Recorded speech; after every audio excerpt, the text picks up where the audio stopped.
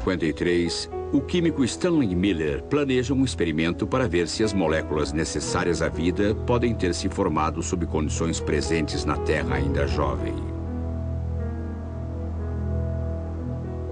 Seu conselheiro, o químico ganhador do prêmio Nobel Harold Urey, acredita que, em vez de ser rica em oxigênio, a atmosfera dos primórdios da Terra era mais parecida com aquela dos planetas mais distantes do Sistema Solar, rica em hidrogênio, amônia e gás metano.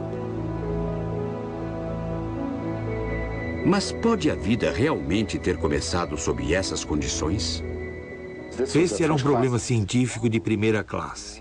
Quero dizer, eu não vejo como se pode pensar em qualquer coisa sem perguntar sobre a nossa origem, onde a vida se originou e perguntas desse tipo.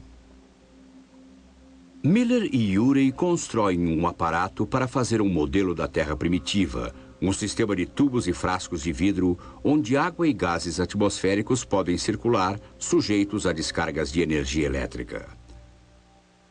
Após cerca de 24 horas, a água, antes clara, torna-se amarela. Após uma semana, está quase marrom. A análise do líquido revela que formaram-se aminoácidos onde não havia nenhum.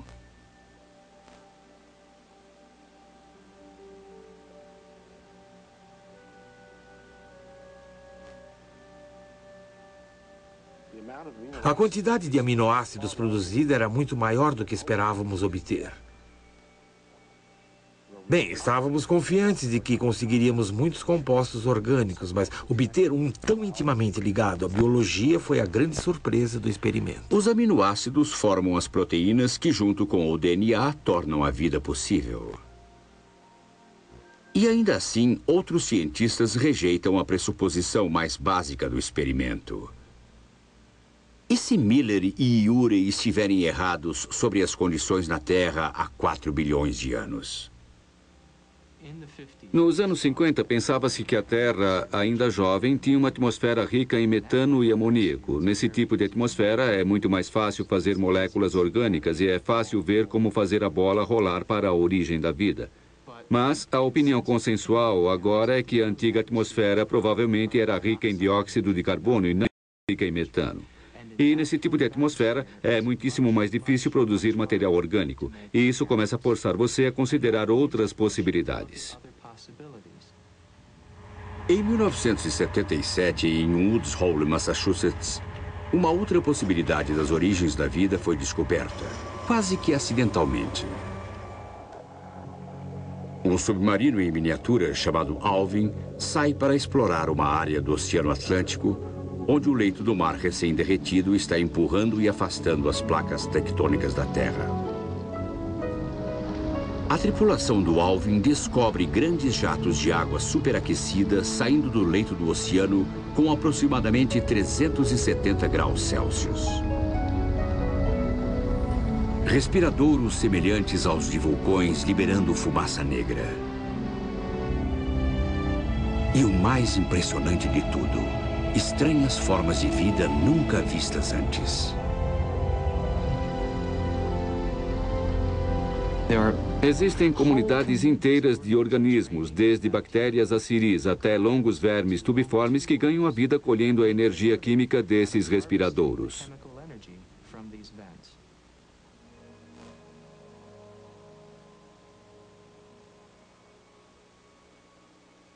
Outra teoria sugere ainda que a vida não se originou na Terra. Essa teoria ganhou credibilidade quando um meteorito foi resgatado na Austrália no outono de 1969. Os cientistas espaciais descobriram que ele contém aminoácidos, os blocos de construção da vida, e os descobriram em combinações que parecem provar que eles estavam lá antes que esse pequeno pedaço de asteroide atingisse a Terra. Então, existe essa possibilidade de que os blocos de construção da vida na Terra não vieram da própria Terra, mas foram importados.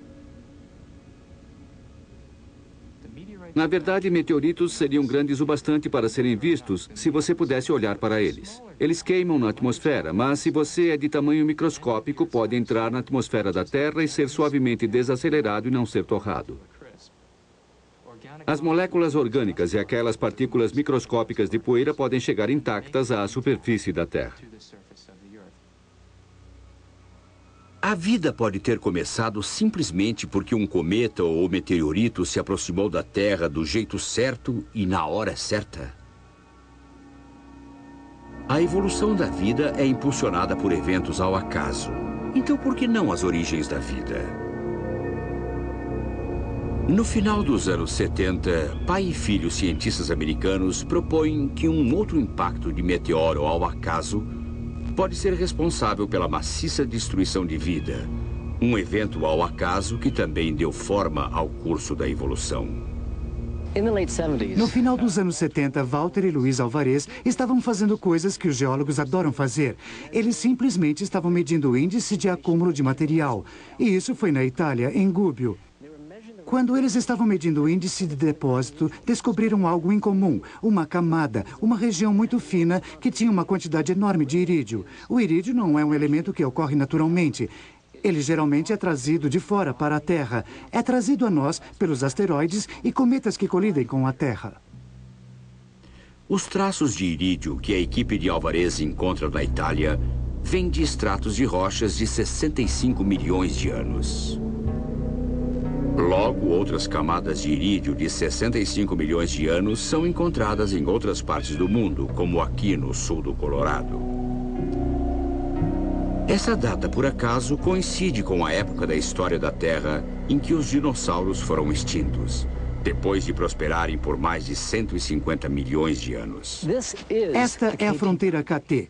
Abaixo deste horizonte está o período Cretáceo, a época dos dinossauros. Acima desta camada branca, eles desapareceram. Simplesmente desapareceram. Os Alvarez sugerem que o impacto de um meteoro gigante causou a morte dos dinossauros. É uma ideia ousada, com enormes implicações para as nossas próprias origens. Se os dinossauros não tivessem sido extintos, nós provavelmente não estaríamos aqui. Os dinossauros eram organismos muito bem-sucedidos. E se eles não tivessem desaparecido, os mamíferos provavelmente nunca teriam surgido como a forma de vida dominante no planeta. E os seres humanos não estariam aqui. Então, num sentido muito imediatista, as nossas origens podem estar ligadas a grandes impactos. No início do século, a maioria dos cientistas não acreditava que a Terra tinha sido atingida por grandes meteoros.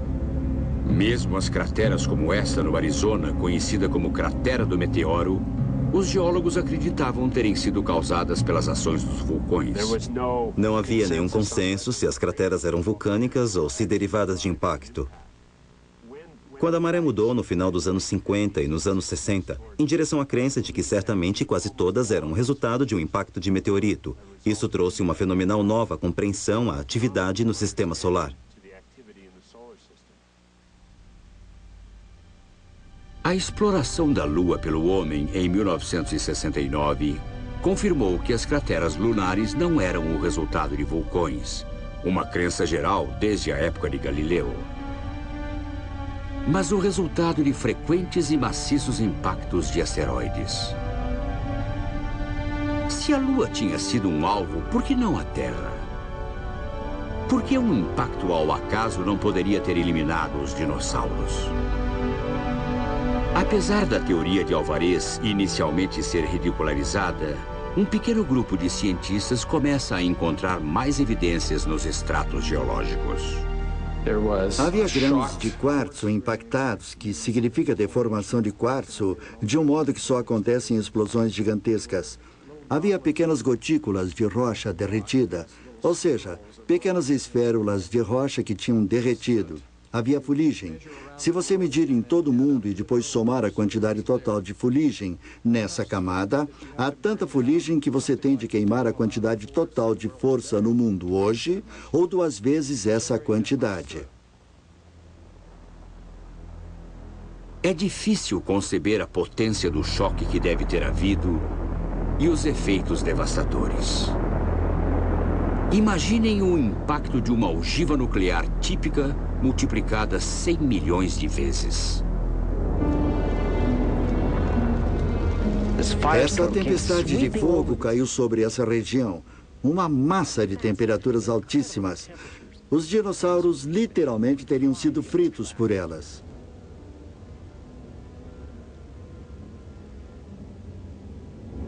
Enquanto crescem as evidências, mais cientistas vacilam.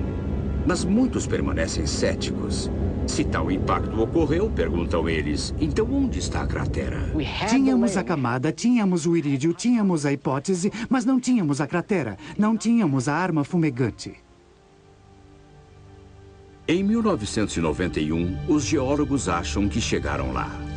Numa área perto da península de Yucatán, no México, estruturas circulares semelhantes a crateras são descobertas enterradas sob milhares de metros de sedimentos.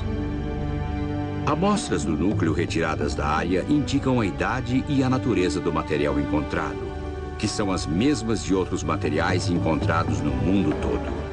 As análises mostram que todo o material tem 65 milhões de anos. É difícil imaginar qualquer outra explicação que não o impacto de um meteorito gigante. Então, o que devemos concluir da tremenda importância dos fatores do acaso na evolução? Bem, uma das coisas é que eles nos dizem que as coisas não têm de acontecer como aconteceram. É que, por exemplo, os humanos não tiveram de evoluir. Se algum meteoro, se aquele grande meteorito há 65 milhões de anos tivesse errado o alvo, talvez não estivéssemos aqui. Isso deve nos dar uma certa humildade de que a nossa presença aqui é uma consequência disso. Eu acho que esta é a coisa mais difícil de entender. A coisa mais difícil de se apreciar sobre a vida, sobre a maioria das forças transformando as origens de tudo. É que existem leis químicas e físicas constantes atuando todos os dias. Essas leis químicas, essas leis físicas, elas vêm trabalhar todas as manhãs. E ainda assim, seus resultados são transformados de maneiras misteriosas ao acaso.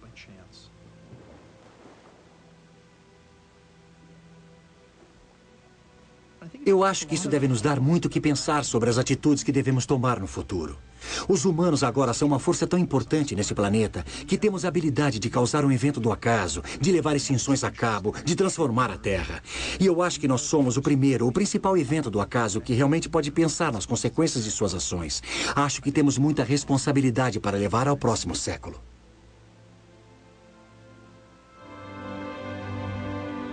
Num universo tão afetado pelo acaso, sempre estaremos cercados de mistério. Por mais importantes que sejam as nossas descobertas, sempre haverá alguma coisa nova. Algo que não podemos decifrar. Imprevisível.